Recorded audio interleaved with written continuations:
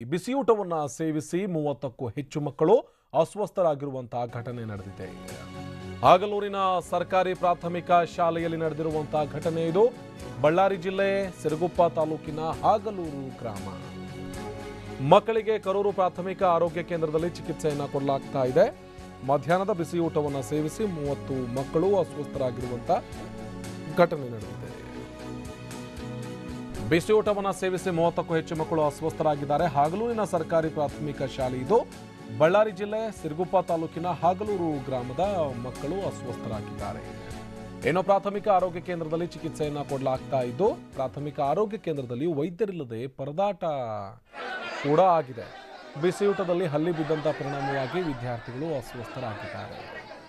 ಇದು ಪ್ರಾಥಮಿಕ ಆರೋಗ್ಯ ಕೇಂದ್ರದಲ್ಲಿ ವೈದ್ಯರಿಲ್ಲದೆ ಪರದಾಡುವಂಥ ಪರಿಸ್ಥಿತಿ ನಿರ್ಮಾಣ ಆಗಿದೆ. ಬಳ್ಳಾರಿ ಜಿಲ್ಲೆ ಸಿರುಗುಪ್ಪ ತಾಲೂಕಿನ ಗ್ರಾಮ ಇದು. ಈ ಎಷ್ಟೊಂದು ಅವ್ಯವಸ್ಥೆ ಇದೆ ಅಂದರೆ ದೃಶ್ಯದಲ್ಲಿ ನೋಡ್ತಾ ಇದ್ದೀವಿ. ಅದೇನು ಆಸ್ಪತ್ರೆಯೋ ಅಥವಾ ಯಾವುದಾದ್ರೂ ಜಾತ್ರೆ ಸಮಯನೋ, ಅಷ್ಟು ಜನ ಇದ್ದಾರೆ. ಎಲ್ರಿಗೂ ಒಂದು ರೀತಿಯಲ್ಲಿ ಗಾಬರಿ ಇರುತ್ತೆ, ಅವ್ರ ಮಕ್ಕಳಿಗೆ ಏನಾಯಿತು ಅಂತ ಹೇಳಿ. ಸರಿಯಾದಂತಹ ವ್ಯವಸ್ಥೆ ಇಲ್ಲ, ಮಕ್ಕಳಿಗೆ ಸರಿಯಾದಂಥ ಚಿಕಿತ್ಸೆ ಕೂಡ ಸಿಗ್ತಾ ಇಲ್ಲ, ವೈದ್ಯರಿಲ್ಲದೆ ಪರದಾಡ್ತಾ ಇದ್ದಾರೆ ಅನ್ನುವಂಥ ಮಾಹಿತಿ ಕೂಡ ಲಭ್ಯ ಆಗ್ತಾ ಇದೆ. ಈ ಬಗ್ಗೆ ಮತ್ತಷ್ಟು ಅಪ್ಡೇಟ್ಸ್ ಅನ್ನು ಕೊಡ್ತಾರೆ ನಮ್ಮ ಪ್ರತಿನಿಧಿ ಬಸವರಾಜ್ ದೂರವಾಣಿ ಸಂಪರ್ಕದಲ್ಲಿ ಚೆನ್ನಾಗಿದ್ದಾರೆ. ಬಸವರಾಜ್, ಹೇಗೆ ಸಂಭವಿಸ್ತು ಅಂತ ಅಚಾನಕ್ ಆಗಿ ಹಲ್ಲಿ ಬಿದ್ದಿರೋದಾ, ಜೊತೆಗೆ ಎಷ್ಟು ಮಕ್ಕಳು ಅಸ್ವಸ್ಥರಾಗಿದ್ದಾರೆ, ಅವರ ಆರೋಗ್ಯದ ಪರಿಸ್ಥಿತಿ ಯಾವ ರೀತಿಯಾಗಿದೆ ಬಸವರಾಜ್?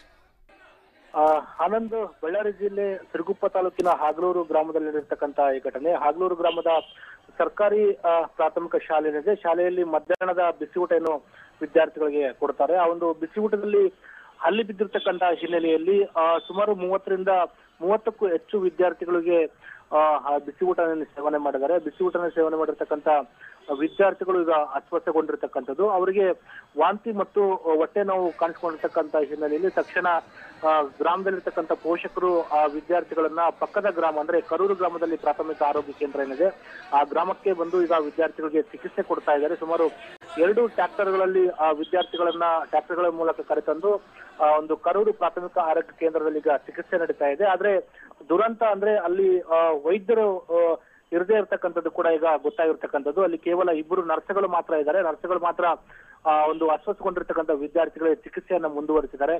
ಆದ್ರೆ ವೈದ್ಯರು ಅಲ್ಲಿರತಕ್ಕಂಥ ಗ್ರಾಮಸ್ಥರು ಮತ್ತು ಅಲ್ಲಿ ಸಿಬ್ಬಂದಿಗಳು ಇರತಕ್ಕಂಥದ್ದು ಟ್ರೈನಿಂಗ್ ಮೇಲೆ ವೈದ್ಯರು ಕೇಂದ್ರ ಸ್ಥಾನದಲ್ಲಿ ಇಲ್ಲ ಅನ್ನೋ ಮಾಹಿತಿಯನ್ನ ಕೊಡ್ತಾ ಇದ್ದಾರೆ. ಆದ್ರೆ ಈಗ ಸಮರ್ಪಕವಾಗಿ ಅಲ್ಲಿ ವೈದ್ಯರೇ ಇರದೇ ಇರ್ತಕ್ಕಂಥ ಹಿನ್ನೆಲೆಯಲ್ಲಿ ಅಸ್ವಸ್ಥಗೊಂಡಿರ್ತಕ್ಕಂಥ ವಿದ್ಯಾರ್ಥಿಗಳು ಒಂದು ರೀತಿಯಲ್ಲಿ ಪರದಾಡ್ತಕ್ಕಂಥ ಪರಿಸ್ಥಿತಿಯಲ್ಲಿ ನಿರ್ಮಾಣ ಆಗಿರ್ತಕ್ಕಂಥದ್ದು.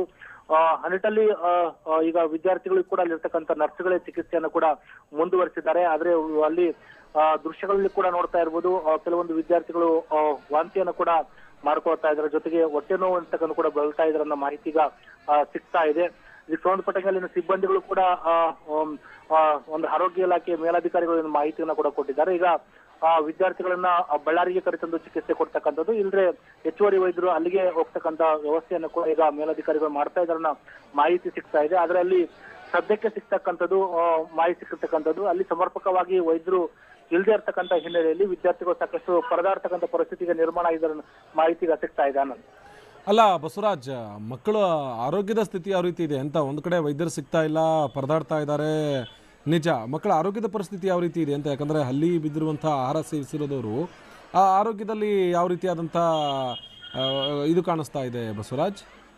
ಸದ್ಯಕ್ಕೆ ಆ ಪೋಷಕರು ಹೇಳ್ತಕ್ಕಂಥದ್ದು, ಅಲ್ಲಿನ ಗ್ರಾಮಸ್ಥರು ಹೇಳ್ತಕ್ಕಂಥ ಮಾಹಿತಿ ಪ್ರಕಾರ ಯಾವುದೇ ವಿದ್ಯಾರ್ಥಿಗಳಿಗೆ ಪ್ರಾಣಾಪಾಯ ಇಲ್ಲ. ಆದ್ರೆ ವಿದ್ಯಾರ್ಥಿಗಳಿಗೆ ತಲೆ ಸುತ್ತ ಬರ್ತಕ್ಕಂಥದ್ದು, ಅದ್ರ ಜೊತೆಗೆ ವಾಂತಿ ಆಗ್ತಾ ಇದೆ ಮತ್ತು ಕೆಲವು ವಿದ್ಯಾರ್ಥಿಗಳಿಗೆ ಹೊಟ್ಟೆ ನೋವು ಆಗ್ತಾ ಇದೆ ಅನ್ನೋ ಮಾಹಿತಿ ಕೊಡ್ತಾ ಇದ್ರೆ. ಅಲ್ಲಿ ಸದ್ಯಕ್ಕೆ ಯಾವುದೇ ರೀತಿಯ ವಿದ್ಯಾರ್ಥಿಗಳಿಗೆ ಪ್ರಾಣಾಪಾಯ ಇಲ್ಲ. ಆದ್ರೆ ವಿದ್ಯಾರ್ಥಿಗಳು ಇರ್ತಕ್ಕಂಥ ನರ್ಸ್ಗಳೇ ಚಿಕಿತ್ಸೆಯನ್ನ ಕೊಡ್ತಾ ಇರ್ತಕ್ಕಂದ್ರೆ ವೈದ್ಯರು ಇರದೇ ಇರ್ತಕ್ಕಂಥ ಹಿನ್ನೆಲೆಯಲ್ಲಿ ಸಾಕಷ್ಟು ಪರದಾಡ್ತಕ್ಕಂಥ ಪರಿಸ್ಥಿತಿ ನಿರ್ಮಾಣ ಆಗಿದೆ. ಆದ್ರೆ ಇಲ್ಲಿ ಹೆಚ್ಚಿನ ಚಿಕಿತ್ಸೆಗಾಗಿ ವಿದ್ಯಾರ್ಥಿಗಳನ್ನ ಬಳ್ಳಾರಿಗೆ ಕರೆದುಕೊಂಡು ಹೋಗ್ಬೇಕನ್ನೋ ನಿಟ್ಟಿನಲ್ಲಿ ಕೂಡ ಅಲ್ಲಿ ಚರ್ಚೆ ನಡೀತಾ ಇದೆ. ಪೋಷಕರು ಕೂಡ ಸಾಮಾನ್ಯವಾಗಿ ಈ ರೀತಿಯ ಘಟನೆಗಳು ನಡೆದಾಗ ಸಾಕಷ್ಟು ಆತಂಕ ಕೂಡ ಉಂಟಾಗಿರ್ತಕ್ಕಂಥದ್ದು. ಯಾಕೆಂತಂದ್ರಲ್ಲಿ ವಿದ್ಯಾರ್ಥಿಗಳಿಗೆ ವಾಂತಿ ಆಗ್ತಾ ಇದೆ ಮತ್ತು ಜೊತೆಗೆ ಹೊಟ್ಟೆ ನೋವು ಕೂಡ ಕಾಣಿಸ್ಕೊಳ್ತಾ ಇರೋದ್ರಲ್ಲಿ ಮತ್ತೆ ವೈದ್ಯರು ಇಲ್ಲದೆ ಇರ್ತಕ್ಕಂಥ ಹಿನ್ನೆಲೆಯಲ್ಲಿ ಪೋಷಕರು ಕೂಡ ಕೆಲವು ಆತಂಕ ಕೊಂಡಿದ್ದಾರೆ ಅನ್ನೋ ಮಾಹಿತಿಗ ಸಿಗ್ತಾ ಇದೆ. ಆನಂದ್, ಧನ್ಯವಾದ ಬಸವರಾಜ್ ಮಾಹಿತಿಗಾಗಿ.